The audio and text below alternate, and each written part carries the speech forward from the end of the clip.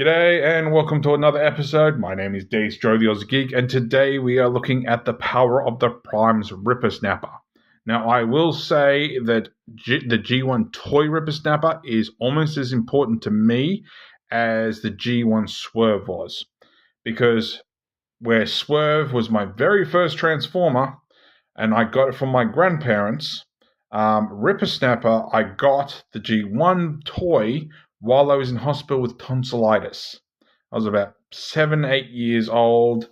Nowadays, they don't really like taking your tonsils out for some really stupid and bizarre reason, but I'm not a doctor, so I can't really quote on that. But I remember laying in a hospital bed with my giant stuffed Papa Smurf and my Hawthorne bear, which I go for Essendon nowadays, and staying in a hospital all by yourself with only sick people and the nurses and doctors at the time, was a little bit more frightening. And one day Mum comes in and she had G1 Rippersnapper. So when the Power of the Primes line came around and they said they were making the Terracons, I was like, yep, I'm all into this. Because eventually that birthday, that year, I did get the G1 Terracons, which none of them are really in any good condition.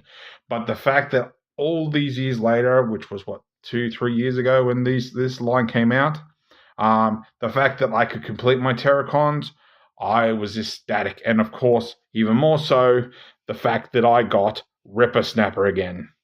So here he is. He is our monster shark.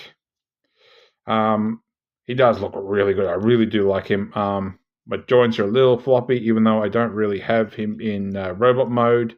So, maybe popping those off the joints and putting a bit of nail polish in there might help that out a bit. But after this review, he'll be back in combined mode, or until I get a masterpiece version of Abominus, and then I will I'm sort of half and half whether to put these in their monster modes or their robot modes. I might put them in their monster modes. So there we go. So he does have the cool thing like Blot has. He has the 3 claws, but unlike Blot, his doesn't fold out. It's just in his hand. He does have his weapons, which I always usually keep plugged in his back. So you can take these and plug them in his hands, and there we go. He does have also, I just noticed this while I'm thinking of it, he does have if I can focus it, probably not, because he's there. He does actually have a Titan peg. So I don't actually know. There you go. So you can have a Titan on the peg, but I'm not actually sure if the other ones actually had that feature. I'm just having a quick look at Blot. I've got him right next to me. No, none on there. Maybe Cutthroat, but not Center Twin either. So, strangely enough, he actually is one of the ones that actually has a Titan peg on his gun. And it's on the actual underside. Interesting. Anyway, so I'm just going to plug that back in there because I prefer it on his back more than in his hands. I like the idea is he's just tearing people to shreds with his claws. Get that head a little bit back where it was supposed to be. I suppose you could lift it up a little bit further, but that just makes it look weird on his back. There we go. So there we go. So as for articulation, his head can do a full 360. Can look up a bit, can look down a bit, and goes a little bit side to side. Arms can do a full 360. If you arch it out a little bit, arms can go up that far. You have elbow bicep rotation, which of course the ball joint there. You have wrist rotation, nothing at the fingers or thumb. You have lower. So you basically have crotch rotation instead of waist rotation. Leg goes up that far. Leg goes back that far. Leg goes out that far. I'm just looking to see if I can actually get high, which I don't really count. You do have a little bit of hip rotation, but you do have upper thigh rotation. You have knee bend that gets you that far. There is no ankle tilt. It's sculpted at an angle. There we go. So let's get this guy into monster mode. Oh, actually, let's do this because I know I keep forgetting. Oops, sorry, wrong button. We might as well get his prime armor out of the way, so you can, of course, pull this out and use his gun if you really want to. And hopefully this time I'm not going to spend like 5 minutes trying to get that back in. But like the others, excluding Cutthroat and Hunger, you fold that down, fold this down, and you plug that in there, or you can plug it into his hand. Still looks stupid, and I will do the one thing I forgot to do with Blot and put that back up before the end of the review. So we will put that off to the side, and let's get down to transformation. So you're going to just rotate the head like so, and I'll do this mode, but now while I'm thinking of it, you want to fold this back. You have a double hinge, so here and here, that comes all the way up and over. It sort of feels like it. I think there's little grooves here, so it does plug in. But I do like the fact that you can give him a shark head. That's cool. All right, so as for these, you're just going to pull that up and rotate those wrists. So that's his hands, all where you want them. And now the fun bit, the legs. So you're going to pull the tail out all the way. Do the same thing on the other side. You're going to fold this all back. And as they called it, you combine it all up. Do the same on the other side. Fold all that up. And then we peg them together. And then we press all this. Oh, actually, I'll fix that in a second. You're going to actually rotate that waist first, because I knew I forgot something. Make sure all that's collapsed. You're then going to line up and peg the tail in, and if everything's all lined up properly, and then you're going to fold this up so it just sits sort of like this. You can angle it a little however you want, but that's roughly how it is. You're going to unpeg the side here, and you're going to bring the leg down. Unpeg the side, bring the leg down, and once you've got things articulated how you want, he doesn't have the sort of locking mechanism that Blot had for his hips. It's just ball joints. So just fill with it until you got it how you want it. And there is Rippersnapper in his alt mode. And I always loved the look of Rippersnapper. He's always looked good. I love the fin on his back. The original G1 toy actually had these guns sitting in one piece. I don't even know if I've still got the gun anywhere. I've got the figure. I don't know if I got the gun. You can actually open up his mouth so he can actually bite things, which is nice.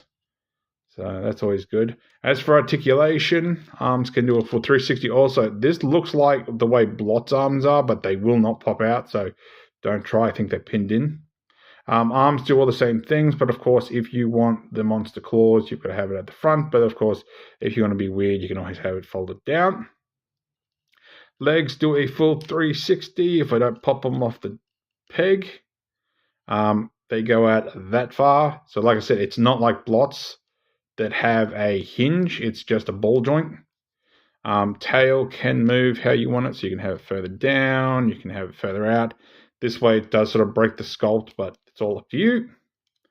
And there we go. There's something else I was going to mention about this, and now I cannot remember. Oh, that's what it was. It was the Titan pegs. So you have the pegs here. You have the pegs under there. That'd be too big, but you might be able to get a blast effect on that. I think that's about it. So there we go. Oh, hang on. We can actually, I don't think I did this to Blot, but you can actually put the Titan armor on here. I think I actually got that on Blot. Probably the other way, maybe. You just peg it in the back here. I just noticed those pieces, And I was like, oh, I knew I forgot something. So if you really, really want to, you can still have the over-the-shoulder guns. Instead of having it there, you can bring this down here if you peg it in the right way. Maybe. No, not really. No, unless you probably angle those fingers out a bit. I don't even think that'll fit in there. There you go. Sort of, kind of. Not really. So plug those back in there.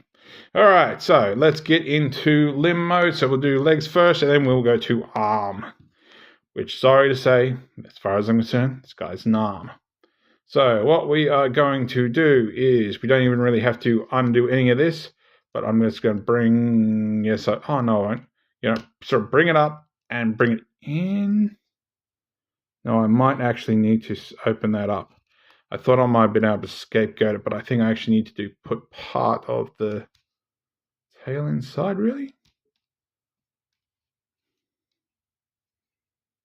I'm just trying to think. I want to say I don't need to, because I don't think I'm going to have access to the side of the legs. Let me just have a quick look here. No, I'm not going to have access to those legs. So basically, yeah, just put that up to the... Oh, we'll give it one try, just for the sake of trying it, just to see if I'm wrong. So we'll get that in on the inside. Yeah, it's not going up there. It works with arm mode. It doesn't work in leg mode. So yeah, so you're just going to leave that all back here. Whoops, and I'm separating things. Get all that back together and get that together. That's what I get for trying to be smart. All right, try to plug that in. All right, so fold that up like so. You're going to fold these legs, and you have that port that I said you might be able to use for a part effect. That's just going to go into the side of his knee, like so. And same on the other side, like so. They're not hugely friction, they just sort of just sit there. You're then going to rotate the arms around, and you have this peg that's going to go into here. And it's just a matter of lining that up the best you can. It's not deep enough, honestly, in my opinion, for the friction to go in properly successful. So just be aware of that. I think it needs maybe a bit of nail polish just to give it a little bit oomph. Then we're going to bring the head back like so, and we're going to flip all this around. I would suggest flipping the head around so it stays nice and blue. And then you have these spots, which is where these are going to go into, which is basically where they go in his backpack mode. And then, of course, we take the leg, which I made sure to get out of the box this time and keep it out. You put that in there, and of course, if you want added stability, you can plug his hand into it. And there is Rippersnapper in his leg mode. So there we go. All right, unplug that, unpeg. Jeez, cold's getting to me. All right, so this is pretty much staying how it is. We're going to flip this in. You can flip the head around if you want, but that's where we're going to have the component peg this time. Personally, just myself, I like to open the shark head because I honestly think that looks cool. Actually, we'll have to flip this up a little bit because otherwise we're not going to get access to the legs. So we're going to bring that tail down again. We're going to fold all this down, and we're going to bring all this down.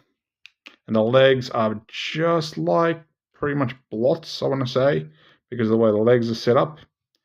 And we just want to bring... Now this is where we can actually put the tail fins back in. So if we actually separate it, slide all that in. So bring that down and get that in there. There we go. So bring that down, bring that sort of in. Now in hindsight, I don't know why that wouldn't work. No, it's what it is it's this piece here is actually hitting the leg. So regardless, that's not going to work. All right, so we're going to peg that back together and make sure that tail's where we want it. Fold all this up. It's not quite plugged in properly anyway, so there we go. Get that in there. Get that all folded in. Make sure those legs have not popped off, which it has a tendency to. And then we rotate it this way. And that gives us our arm mode. And of course, then we take our hand and you pop the thumb off you don't want to use. Plug that in there, and there is Rippersnapper in his arm mode.